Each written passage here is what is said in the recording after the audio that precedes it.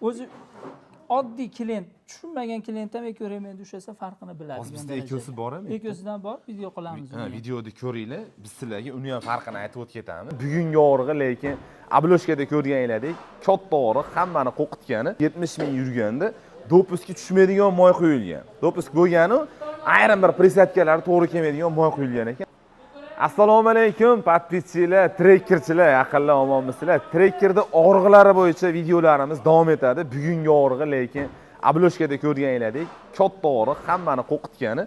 Mana bu tomonda Trekker 2 olib olingan, Mers Hadovoy uchun. Mers Hadovoy bo'yicha ham pastda video olganmiz, raqamlar qoldiramiz, aloqaga chiqaverasizlar. Chiroyli narxlarda qilib beriladi. Hozirgi kunda skidga tushgan. Xo'p, bu Trekker 2miz, bilasizlar, Trekker bilan 12 chiqqandan keyin ko'pchilikni xavotirga solgan narsa edi u. Nimaki, mana misol uchun Nexia 1, Nexia 2larda biz ko'rganmiz. Zubchati remen bo'lardi. U zubchati remeni motorning tashqi qismida turardi. Bunda bilasizlar, ichkarida turadi. Almashtirish uchun zavod 200 ming probeg bergan, qachonki siz bu aytgan dopuskdagi moylarni quysiz. Endi hozir bu akamiz qimmat moy quygan ekanlar, lekin 70 ming kilometrda yog'ini almashtirish uchun avtomobil kelgan. Hozir shu jarayonni sizlarga aytamiz.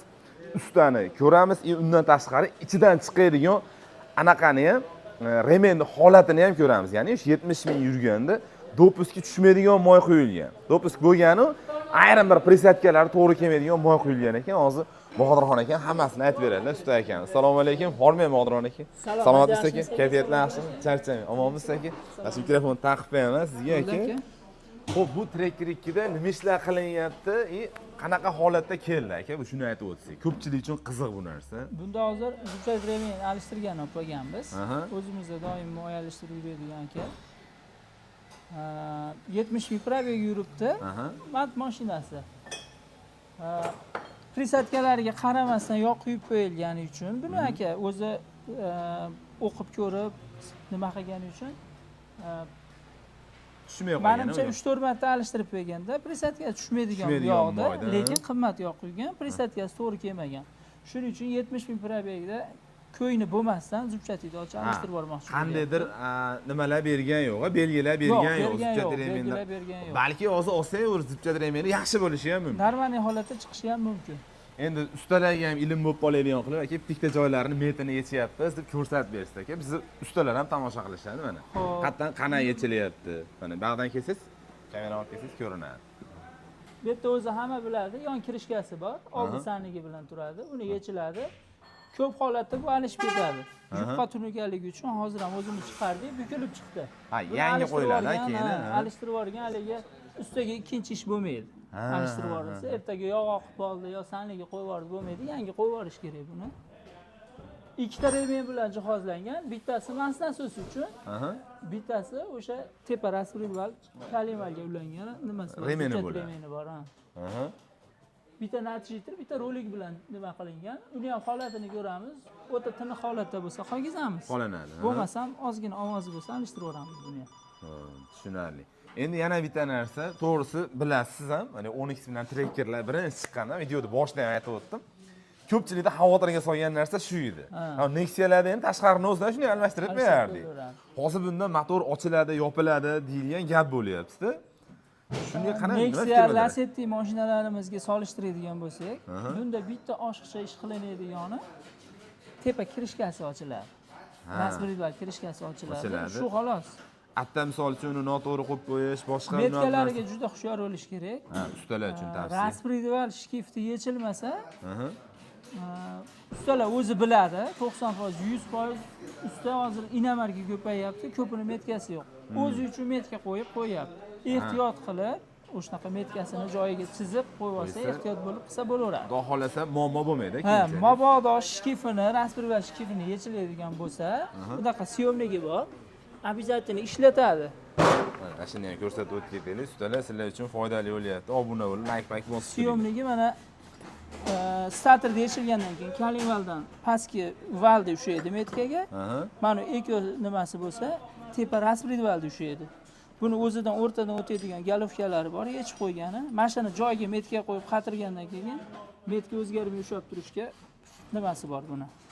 O'shanga ishlaydi. Ta'minlab beradi. Ta'minlab beradi.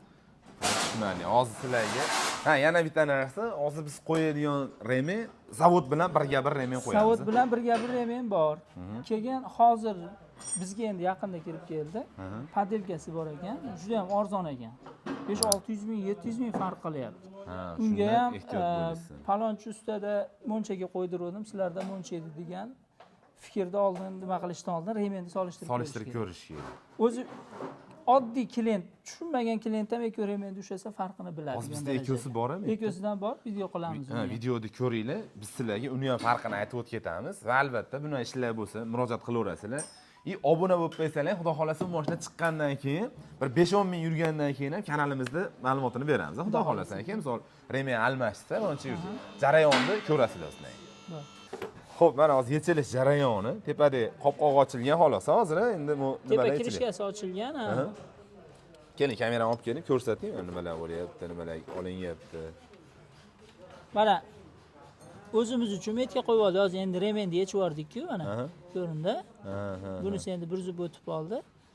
Bitta raspridvalni chiqarish oshishni shart bo'lsa ekan, mana bu tomondagisini. Metga qo'yib oldik, jilib ketmasligi uchun. Bittasini chiqarsak bo'lar ekan. Bitta raspridvalni chiqarib, alishtirib olsa bo'laveradi. Raspridvalga hali ключimiz ishladi mana shu yerda. Bittasini metga ushlab turibdi. Qatirib qo'yildi. Qatirib qo'yildi.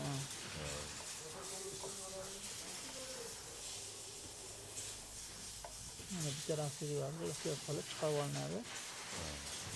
Bittasini yechib olindi.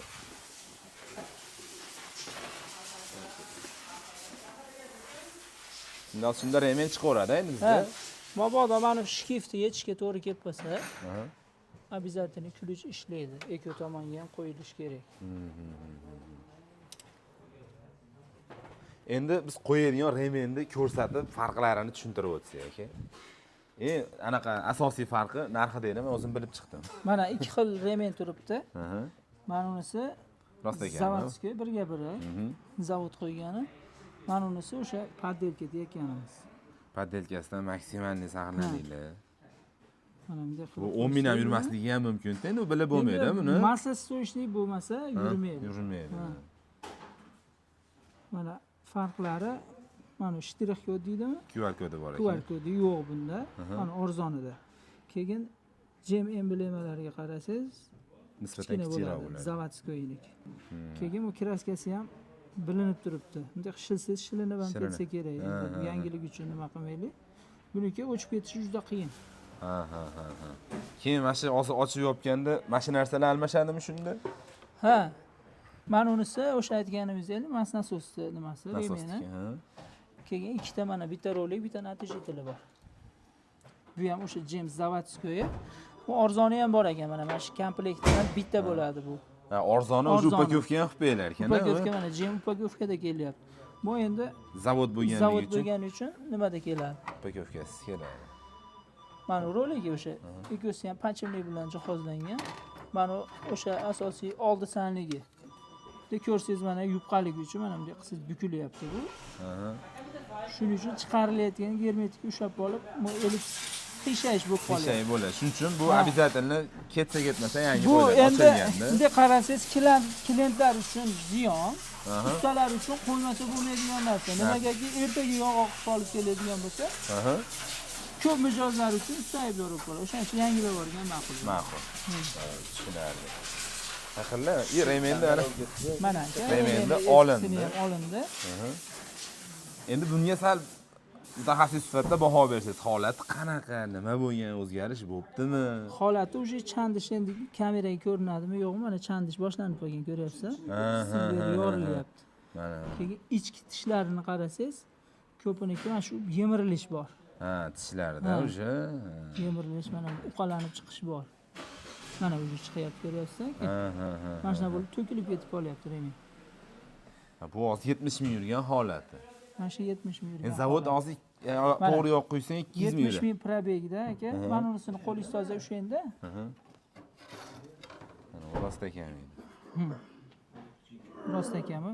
Bitta zavod qo'ygan mana bu QR kodi bu tomonda ekan-a? Yo'q, bunda ham bor. Mana tepasidagini bunga qo'ygan. Qolgan yog'i mana birga bir bo'ladi. Birga bir. GM yozuvlarigacha hamma narsasi. hamma yo'g'i birga birga bir bo'lar ekan. Shu yaqinda hozir qo'yilish jarayonini ham sizlar bir ko'rasizlar, qanday qo'yilyapti, nima bo'lyapti. Mabodo shuni xizmatlar bo'lsa, bemalol aloqaga chiqaverasizlar. Aka, mana ko'rdik remenni holatini, 70 ming yurganda shunaqa holatga kelibdi. Endi bunga asosan yog' sababchi, bunga ko'proq 80-90% yog' sabab. yog' sababchi. Endi hozir mana taxminingiz bo'yicha emas, tajribadan kelib chiqib, necha mingda tavsiya qilasiz? Zavod 200 ming bergan ekan o'zi. Endi 200 ming, 150 ming probegni kutmasdan qimmat mashina. Endi bitta motorini ochish uchun ham normalniy pul ketadi. Yaxshi pul ketadi. Endi bu bor $100 zapchast ketyapti. 90 ming, 100 ming kilometrda alishtirib qo'ygan yaxshi. Yaxshi yoqqa yurgan odam. Ko'ngli xotirjam yuradi. Katta rasxot ham bo'lmaydi. Endi shu joyda sizlarga original bilan fuflosini narxini aytib o'tamiz. Bunisi 650 ming so'm ekan, ya'ni fuflosi. Komplekt. Dublikati, ya'ni. Dublikati. Komplekt bo'yicha bitta nima bo'lyapti? Natijitili roligi. Mana. Mana shu uchosi. Mana shu uchosi kirishga ham bo'lmaydi. Kirishga ham Xitoyi bor. Xitoyi bor. Hammasi bo'lib 650 ming u bo'lar ekan. 1.250 ming originali bo'lar ekan. Originali. Mabodo bu bo'yicha ham aloqaga chiqsalar ham bo'ladi, xudo xolasa. Dastavkalari boshqalari qilib beriladi. Xo'p, endi hozir bizning holatimizda mana uni almashmaydi desa, kichkina masana asos. Nima remeni. Hozir mana 70 ming probegni ochdik. O'ta tiniq turibdi bu remeni. Nimagaki bunga oshiqcha kuch kelmaydigan remen.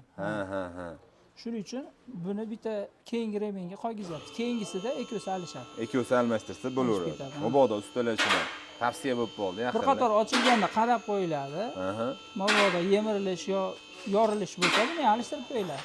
Bu ham asosiy vazifani bajaradi. Fonning moy bilan ta'minlab beradigan nasosni aylantiradi. Shunaqa, bu asosiy o'z vazifasi asosiy, lekin katta kuchlanish yo'q. Katta kuchlanish yo'q bunda. Shunaqa, yaqinlar, shunaqa ma'lumotlarni bilish uchun obuna bo'lib qo'yinglar. Moy haqida ham ancha ma'lumotlar beryapmiz. Misol uchun, akam hozir to'g'ri moy tanlab qo'ygan bo'lganlarida 100 ming yurishlari mumkin edi. Qo'rqmasdan bemalol 100 ming yurishlari mumkin edi. O'zlari ko'ngil xotirjamchiligi uchun almashda. Bu qandaydir belgi bermaydi o'zi aslida bu.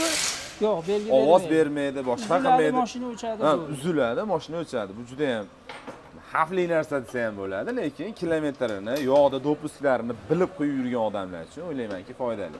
Mabodo aloqaga chiqsa keyin chiroyli qilib beraveramiz. Xizmat bo'lsa, qo'yib berish xizmati bo'lsa bemalol qilib beraman. Qancha vaqt oladi endi? Hozir o'zim ustida bo'ldimmi, Bodirxon akam o'zlaridan eshitaylik. Taxmin. Kichkina remenni alishtirish uchun karter ham yechiladi, masan suv chiqariladi.